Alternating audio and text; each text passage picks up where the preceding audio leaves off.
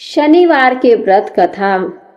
एक समय स्वर्गलोक में सबसे बड़ा कौन है के प्रश्न पर 9 ग्रहों में वाद विवाद होने लगा। विवाद इतना बढ़ गया कि परस्पर भयंकर युद्ध की स्थिति बन गई। निर्णय के लिए सभी देवता देवराज इंद्र के पास पहुंचे और बोले, हे देवराज, आपको निर्णय करना होगा कि हम में से सबसे बड़ा कौन है। देवताओं का प्रश्न सुनकर देवराज इंद्र उलझन में पड़ गए। इंद्र बोले, मैं इस प्रश्न का उत्तर देने में असमर्थ हूँ। हम सभी पृथ्वी लोक में उज्जैनी नगर में राजा विक्रमादित्य के पास चलते हैं। देवराज इंद्र सहित सभी देवता उज्जैनी नगर में पहुंचे। महल में पहुंचकर जब देवताओं ने उनसे अपना प्रश्न पूछा तो राजा विक्रमादित्य भी कुछ देर के लिए परेशान हो उठे, क्योंकि सभी देवता अपनी अपनी शक्तियों के कारण महान थे। किसी को भी छोटा या बड़ा कह देने से उनके क्रोध के प्रकोप से भयंकर हानि पहुंच सकती थी। अचानक राजा विक्रमादित्य को एक उपाय सूझा और उन्होंने विभिन्न धातुओं स्वर्ण, रजत, चांदी, कांसा, ताम्र, शीशा, रांगा, जस्ता, अभ्रक व लोहे के 9 आसन बनवाए। धातुओं के गुणों के अनुसार सभी आसनों को एक दूसरे के पीछे रखवाकर उन्होंने देवताओं को अपने अपने सिंहासन पर बैठने को कहा। देवताओं के बैठने के बाद राजा विक्रमादित्य ने कहा, आपका निर्णय तो स्वयं ही हो गया। जो सबसे पहले सिंहासन पर विराजमान है वही सबसे बड़ा है।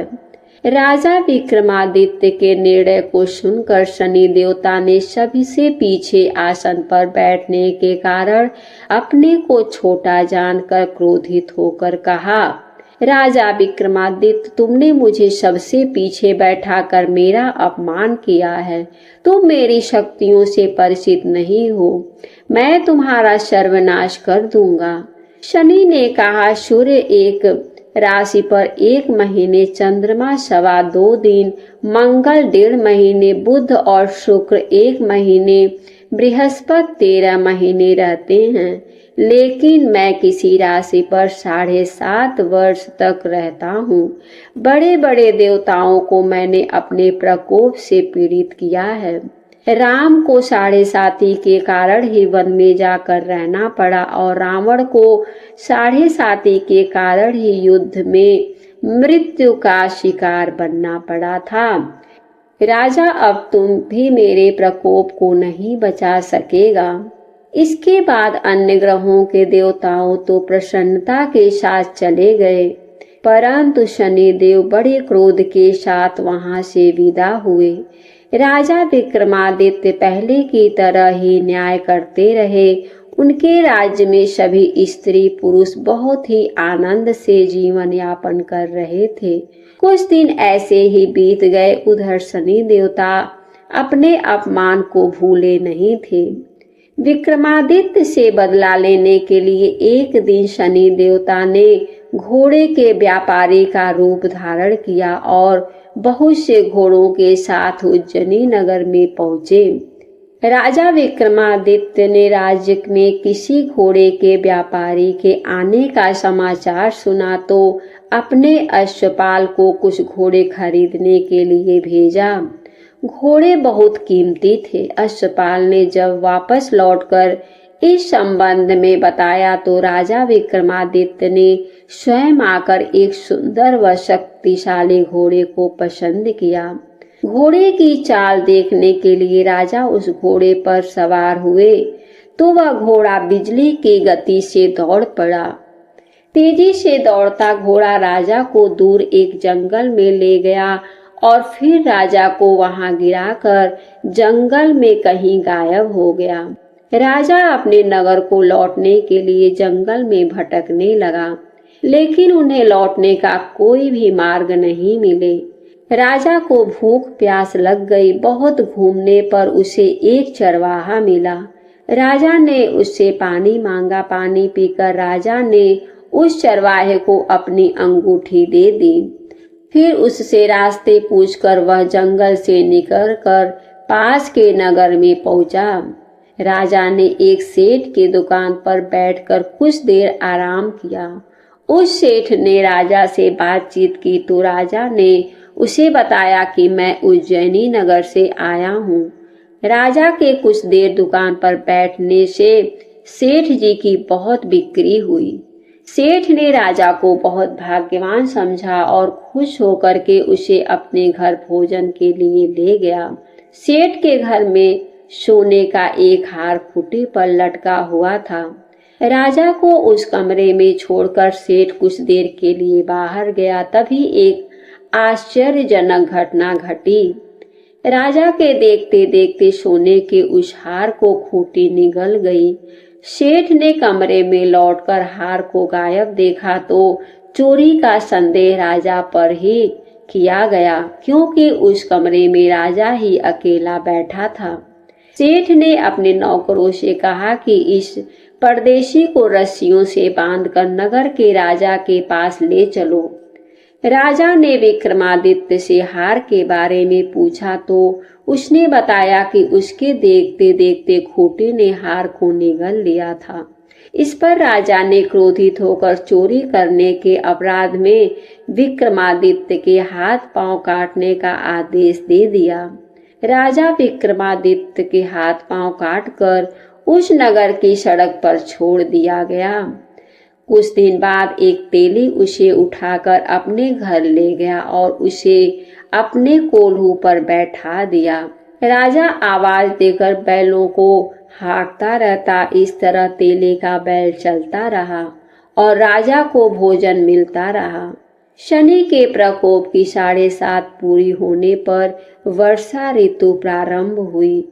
राजा विक्रमादित्य एक रात मेघ मल्हार गा रहा था कि तभी नगर के राजा की लड़की राजकुमारी मोहिनी रथ पर सवार उस तेली के घर के पास से गुजरी। उसने मेघ मल्हार सुना तो उसे बहुत अच्छा लगा और दासी को भेजकर गाने वाले को बुलवा लाने को कहा। दासी ने लौटकर राजकुमारी को अपंग राजा के बारे में सब कुछ बता दिया।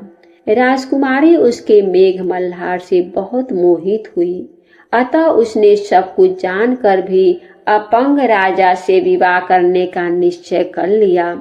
राजकुमारी ने अपने माता पिता से जब यह बात कही तो वे हैरान रह गए। रानी ने मोहिनी को समझाया, बेटी तेरे भाग्य में तो किसी राजा की रानी होना लिखा है, फिर तू उस अपंग से विवाह करके अपने पांव पर कुल्हाड़ी क्यों मार रही हो। राजकुमारी ने अपनी जिद नहीं छोड़ी। अपनी जिद पूरी कराने के लिए उसने भोजन करना छोड़ दिया और प्राण त्याग देने का निश्चय कर लिया। आखिर राजा रानी को विवश होकर अपंग विक्रमादित्य से राजकुमारी का विवाह करना पड़ा। विवाह के बाद राजा विक्रमादित्य और राजकुमारी तेली के घर में रहने लगे। उसी रात स्वप्न में शनिदेव ने राजा से कहा, राजा तुमने मेरा प्रकोप देख लिया, मैंने तुम्हें अपने अपमान का दंड दिया है। राजा ने शनिदेव से क्षमा करने को कहा और प्रार्थना की, हे शनिदेव आपने जितना दुख मुझे दिया है अन्य किसी को ना देना। शनिदेव ने कुछ सोचकर कहा, राजा मैं तुम्हारी प्रार्थना स्वीकार करता हूँ। जो कोई स्त्री पुरुष मेरी पूजा करेगा, शनिवार को व्रत करके मेरी व्रत कथा सुनेगा, उस पर मेरी अनुकंपा बनी रहेगी। प्रातः काल राजा विक्रमादित्य की नींद खुली तो अपने हाथ पांव देखकर राजा को बहुत खुशी हुई। उसने मन ही मन शनिदेव को प्रणाम किया। राजकुमारी भी राजा के हाथ पांव सही सलामत देखकर आश्चर्य में डूब गई। तब राजा विक्रमादित्य ने अपना परिचय देते हुए शनिदेव के प्रकोप की सारी कहानी सुनाई। सेठ को जब इस बात का पता चला तो दौड़ता हुआ तेली के घर पहुंचा और राजा के चरणों में गिरकर क्षमा मांगने लगा। राजा ने उसे क्षमा कर दिया, क्योंकि यह सब तो शनिदेव के प्रकोप के कारण हुआ था। सेठ राजा को अपने घर ले गया और उसे भोजन कराया। भोजन कराते समय वहां एक आश्चर्यजनक घटना घटी। सबके देखते देखते उस खूंटी ने हार उगल दिया। सेठ जी ने अपनी बेटी का विवाह भी राजा के साथ करा दिया और बहुत से स्वर्ण आभूषण धन आदि देकर राजा को विदा किया। राजा विक्रमादित्य राजकुमारी मोहिनी और सेठ की बेटी के साथ उज्जैनी पहुंचे तो नगरवासियों ने हर्ष उल्लास के साथ उनका स्वागत किया। अगले दिन राजा विक्रमादित्य ने पूरे राज्य में घोषणा कराई कि शनिदेव सब देवों में सर्वश्रेष्ठ हैं। प्रत्येक स्त्री पुरुष शनिवार को उनका व्रत करें और व्रत कथा राजा विक्रमादित्य की घोषणा से शनिदेव बहुत प्रसन्न हुए। शनिवार का व्रत करने और व्रत कथा सुनने के कारण सभी लोगों की मनोकामनाएं शनिदेव की अनुकंपा से पूरी होने लगी।